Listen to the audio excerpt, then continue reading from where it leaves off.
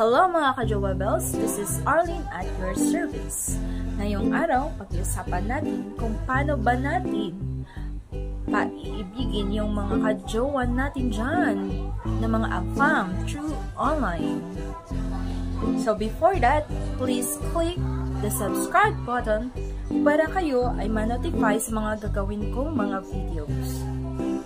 Handa na ba kayo? Sisimulan natin. Una, kung kayo ay bago pa lamang nagkakilala through online, ano ba dapat ang gagawin natin? Siyempre, dapat magpapakita tayo ng interest sa pakikipag-usap. Kasi kung wala ka namang interest sa pakikipag-usap sa mga afam dyan na chinachat natin online, siyempre, mawawalan din sila ng ganang makipag-usap sa atin. So, yun. Kahit na gusto-gusto natin yung afam na chinachat natin, pero kapag hindi tayo nagpakita ng interest, syempre, sino ba naman magaganahan?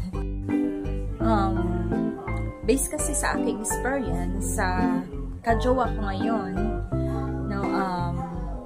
bago ako nagpakita ng interest sa kanya, kasi makikita mo naman sa sa mga afam na gusto mong i-chat na kung anong sa mga profile nila, sa mga description nila, kung anong hinahanap nila sa isang babae.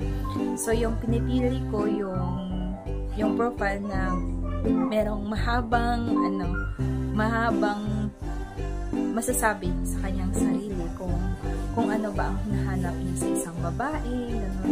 Kasi doon ko malalaman na itong taong na to ay seryoso talagang makakita ng isang mabuting halaganan. So, yun. So, yun, based sa aking experience. So, nagpakita ko ng interest sa kanya. Ako yung unang nag-message. Wow. Kapal ang mukha. So, yan, ako yung unang nag-message sa kanya. I say, "Hi, how are you? I read your message. I read your profile.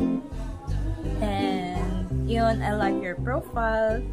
Can we chat together?" So, yun yung chat ko sa kanya.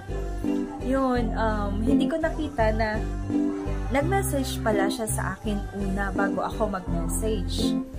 So, yun, nakita ko, interesado rin pala siya sa akin. Wow. So, yun yung experience ko, based sa experience ko.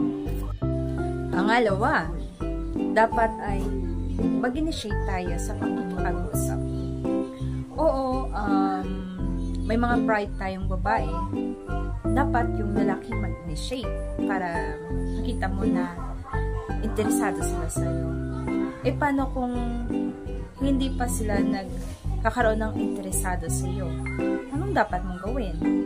Siyempre, dapat mag-initiate ka. So, pag nakita mong hindi siya nag-message sa'yo, una kang mag-message sa kanya. Kasi kapag maghintay ka lang, paano siya magkakaroon ng interesado sa iyo? Diba? So, yun.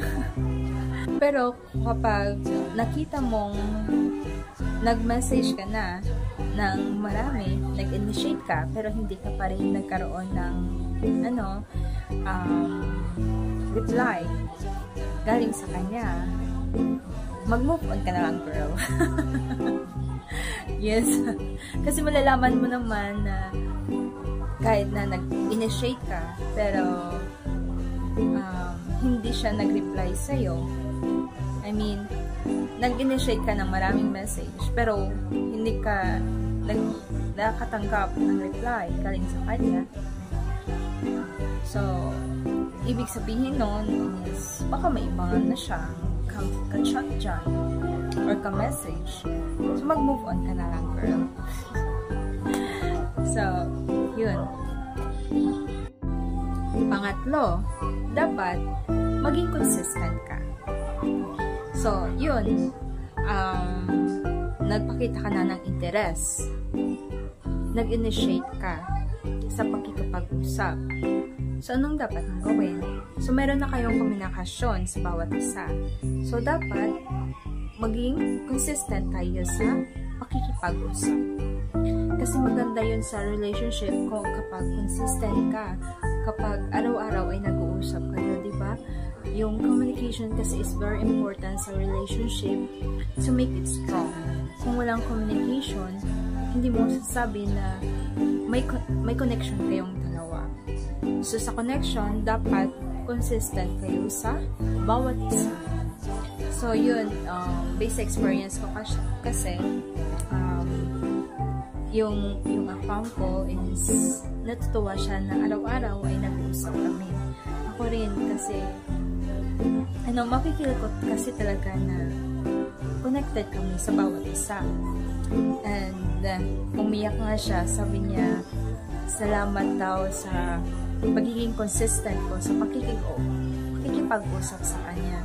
So yun, yun yung isang nagustuhan ng mga afam at yun, ang makikita nila na talagang interesado ka sa kanila kapag consistent kayo sa pakikipag-usap sa kanila. Pang-apat, so yun, meron na kayong komunikasyon. So, sa pag-communicate sa kanila, dapat magiging sweet ka. So, sweet ka dapat sa pagkikipag-usap sa kanila. Yung tipong, hello, hon. I miss you. Mama chuchu. Yung kaswitan na yun kasi, yun kasi yung gusto ng mga afam. Ayaw nila ng mga dramatic type na girl na palagi iyak, palaging sinasabi ko anong problema nila. Kasi gusto nila yung chill-chill ka lang. At tsaka yung sweet ka. Opo. Isa kasi yun sa nagustuhan sa akin ng kajowa ko ngayon na afam, na sabi niya, sweet-sweet ka daw. Pang-5, dapat magpakita ka ng maalalahanin ka. Kasi kapag hindi nila naramdaman na meron kang care sa kanila, parang hindi nila ma-feel na importante sila sa'yo. So, hindi lang sapat na sweet ka. Dapat magpapakita ka rin ng care sa kanila. So, sa communication, it is very important na mag-video call kayo araw-araw, mag-usap kayo, kamustahin nyo ang bawat isa, yun, magpapakita ka ng sweetness mo, yun, maging open-minded ka, lahat yun, gusto ng mga afam. Yun yung mga gusto nila na makikita sa isang Pilipina. Kasi iba kasi yung culture nila. So, iba rin ang sa ating culture, sa culture ng mga Pilipino.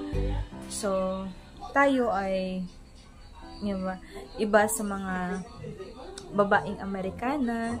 So, alam niyo naman ngayon yung mga lalaki, mga afam dyan, yung mga lalaki. Pero kung ayaw niya makipag-usap sa'yo araw-araw through video call, so, magduda ka na, girl. I mean, hindi naman lahat, hindi lahat na nagkaroon ng relationship, nag-video call, iba yun sa message lang sila nakikipag-usap. Pero malalaman mo naman yung taong interested sa iyo, ang taong gusto kanyang kausap, ang taong talagang gusto kang iuwi. So, yun, sila yun, gusto nilang maki-video call sa iyo, makita ka araw-araw. So, kapag yung AFAM mo ay ayaw kang makita, I mean, ayaw makapag-video call sa'yo, pag-isipan mo, girl. Kasi maraming scam ngayon na nagme-message lang. Pero, kapag nag-video call kayo, meron kang, security na, meron siyang talagang interest. So, yun yung 5 tips kung paano paibigin ang isang AFAM. Naka-chat mo online. So, I hope na nakatulong ako sa inyo. So, malalaman nyo rin yung AFAM na interested sa iyo. Basta, magaling ka lang makapag-usap, yun, sweet ka, na caring ka. So, lahat kasi yun, gusto yun ng mga AFAM na, loyal ka, consistent ka. Yun.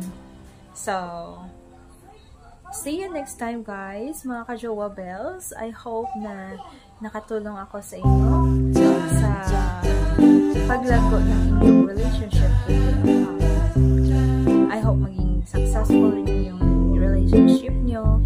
At kapag meron kayo itatanong, comment nyo lang sa baba. So, magbabasa ako ng mga comments at magbibigay rin ako ng mga answers regarding sa